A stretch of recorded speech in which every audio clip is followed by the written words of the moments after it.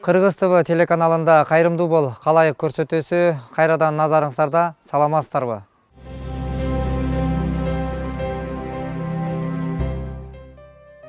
Мына урматтуу мекендештер, биз сапарыбызды алдыга карай улап, биздин эжекебиз Айзада Кожобергенова эжекебиздин үйүнө келип калдык. Бул жерге биздин келишибизге дагы бирден бир себеп болгон, бизге кайрылуулар көптөн көп келип түшөт. Ошол кайрылуулардын бири мына ушул Айзада эженин аянычтуу тагдыры болчу.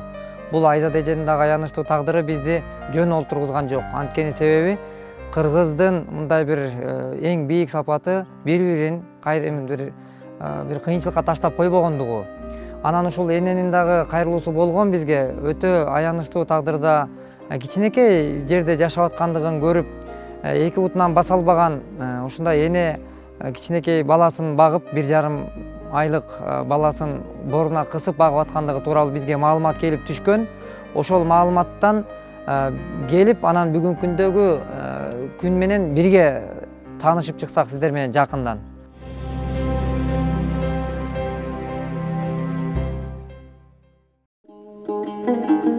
Кайрымдуу бол коомдук фондунун алгачкы эмгеги Кожобергенова Айзада эженин үйү болуп саналат. Кандайсыз Айзада эже? Ден соолуктарыңыз жакшысызбы? Жакшы. Жакшы, Кудайга шүгүр. Кандай турасыз? Жакшы турасызбы?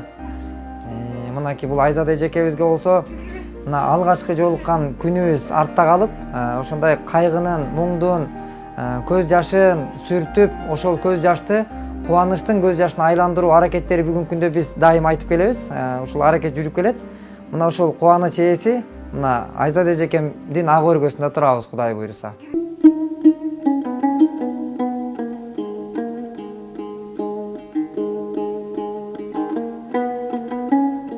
Ушул кайрымдуу бол фондунун биринчи эмгеги, биринчи кайрымдуулугу десем да болот. Ошо биринчи эмгегинин жүзүн көрүп отурабыз.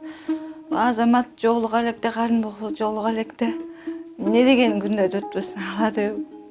Эстегим да келбейт азыр. Душманыма да каалабайм.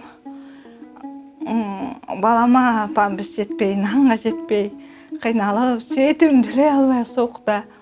Ошо кайрымдуулук фонду келип, Молдоке менен Азамат келип, мен бүт мукташымды колуна алып, баламды чоңойтконго жардам берип, ушинтип жардам беришкен. Ошонун элдин, мигранттардын колдоосу менен ошо Кудайым Азаматты көпөрө кылдыбы, же эмне кылды билбейм, же мен ушундай тагдырым ушундай болдубу. Ошо Азамат келгени, кайрымдуу бол фонду мени эме алганы, колуна алганы, жашоом 50%, 100%ке айландай алмашты.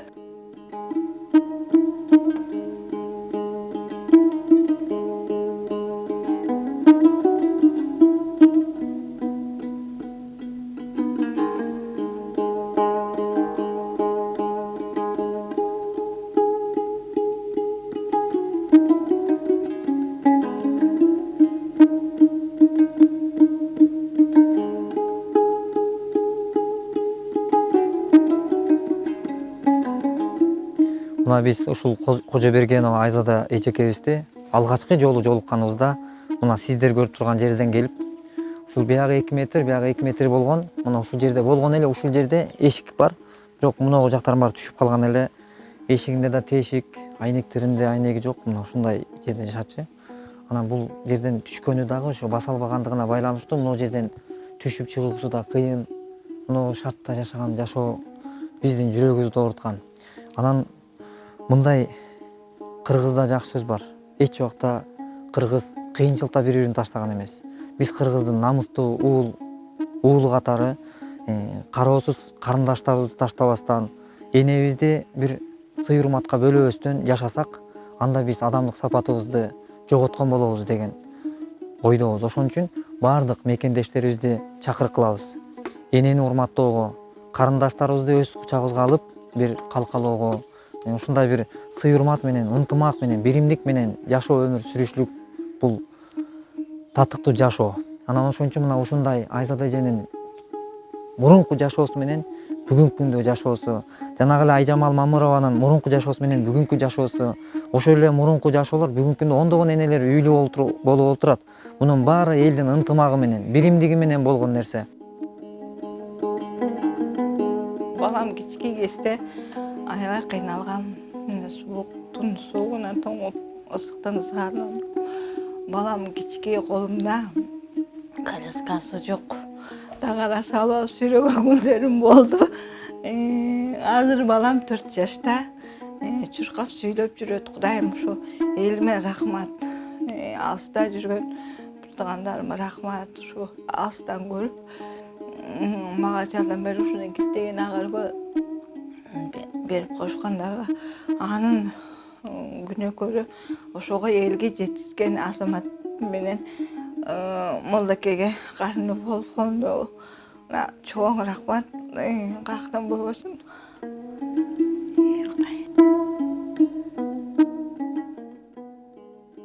Разымын. Давай ойнайм.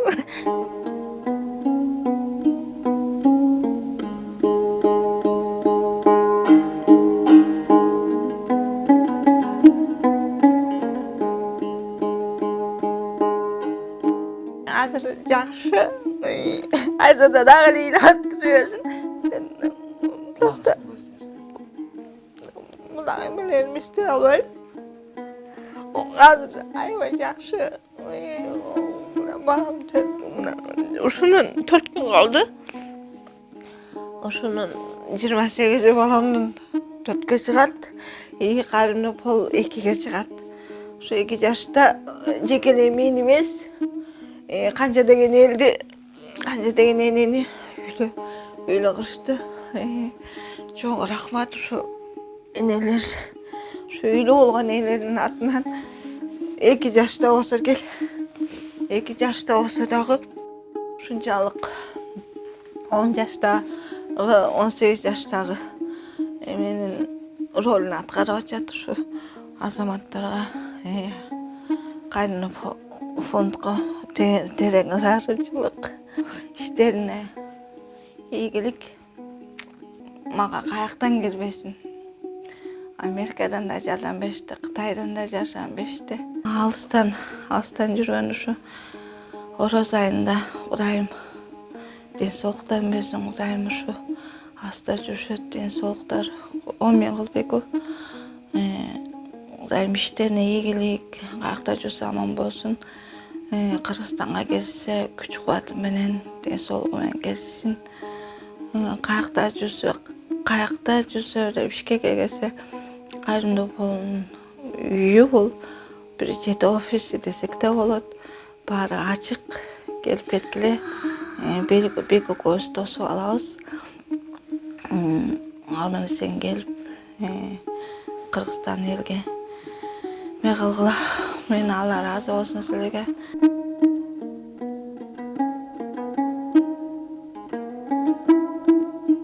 Балам мына 4-кө чыкты. Өзү Азаматтар өзү тосуп алат, өзү узатат. Киши болуп калды.